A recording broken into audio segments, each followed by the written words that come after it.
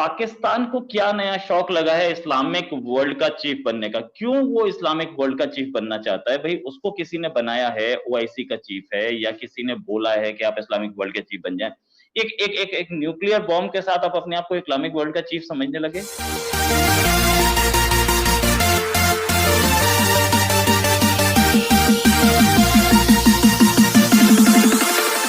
बात करेंगे कि पाकिस्तान क्यों इस्लामिक वर्ल्ड का चीफ बनने के सपने लेता है। ऐसा ऐसा कई बार हुआ है, हमने देखा भी है कि कई कंट्रीज में जैसे फ्रांस में कुछ हुआ, इंसिडेंट हुआ, मोहम्मद साहब के, पैगंबर साहब के कार्टून दिखाए गए, उसके बाद एक टीचर का बिहेडिंग कर दी गई। उस पर रिएक्शन इस्लामिक वर्ल्ड में किसी ने नहीं दिया। दिया तो पाकिस्तान ने और टर्की ने।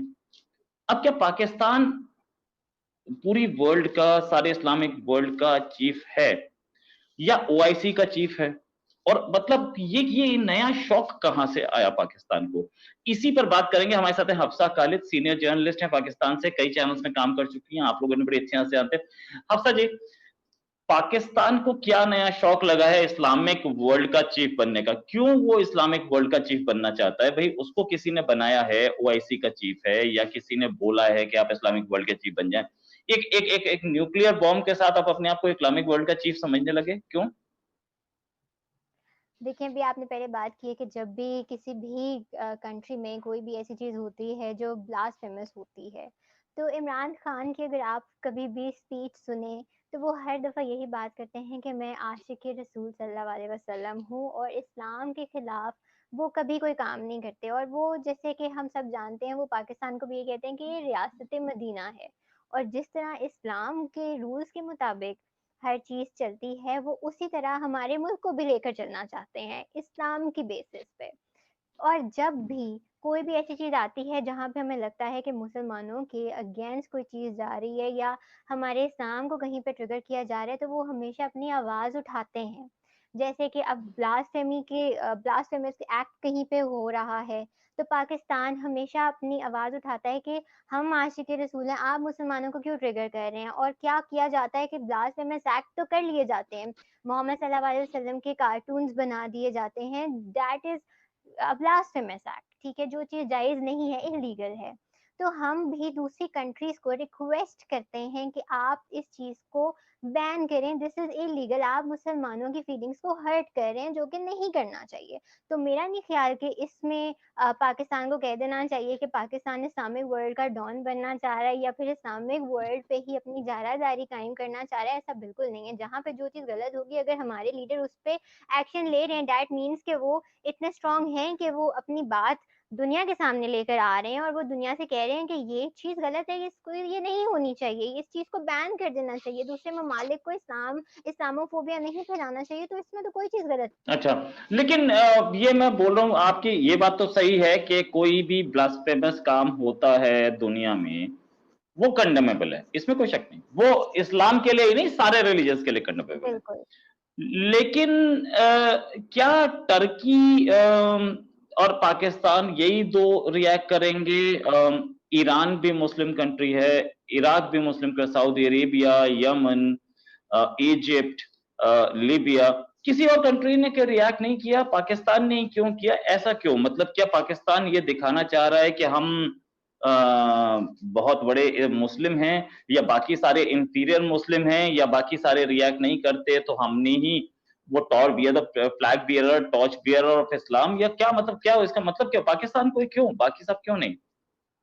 सिर्फ पाकिस्तान ही नहीं, जहाँ पे भी लोग रह रहे हैं, जैसे आप बात कर रहे हैं, अब आप किसी और मुल्क के भी मुसलमानों की बात कर लें, जब उनके रिलीजन पे बात आती है, तो वो तो हमेशा उनको टारगेट ही किया जा रहा है कि मुसलमान हैं, मुसलमानों को ख़त्म कर दो। अब आप पैलेस्टाइन की आप कंडीशन देख लें, ठीक है? ईरान पे यूएस की तरफ से हमेशा सैंक्शंस लगाई जाती हैं।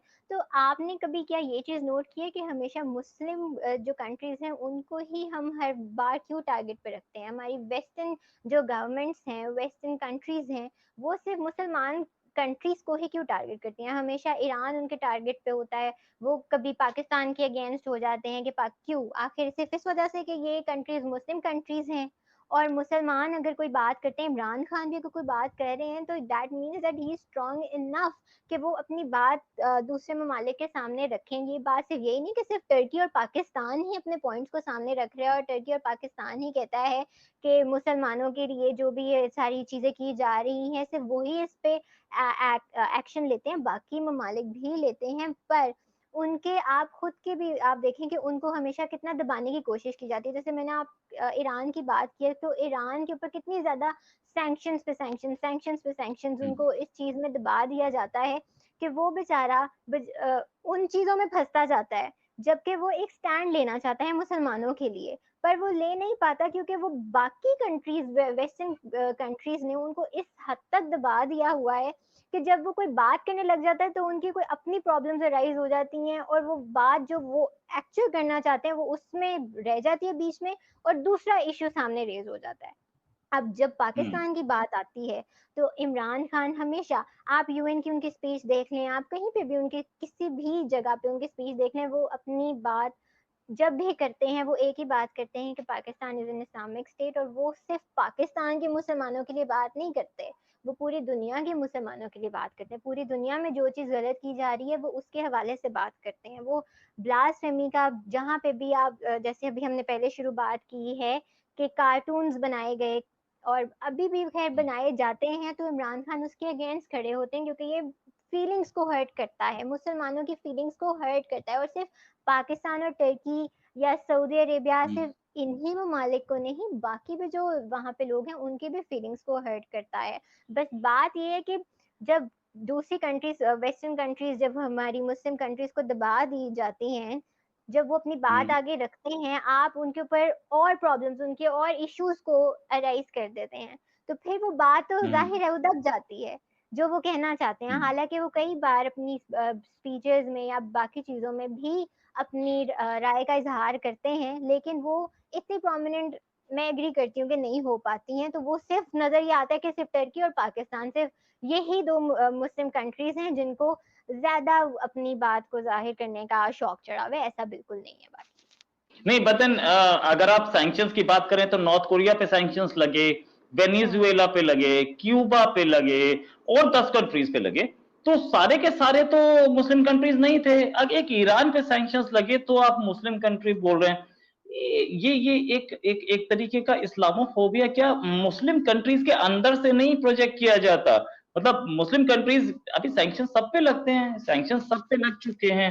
तो इराक पे सैंक्शंस लगे या ईरान पे लगे तो ही आप बोलते हैं कि मुसलमान पे लगे। अरे भाई दुनिया के सब पे सैंक्शन लग चुके हैं। इंडिया पे भी लगे थे जब न्यूक्लियर टेस्ट हुआ था। तो आप फिर इस्लामोफोबिया तो आपके आपने अपने अंदर है।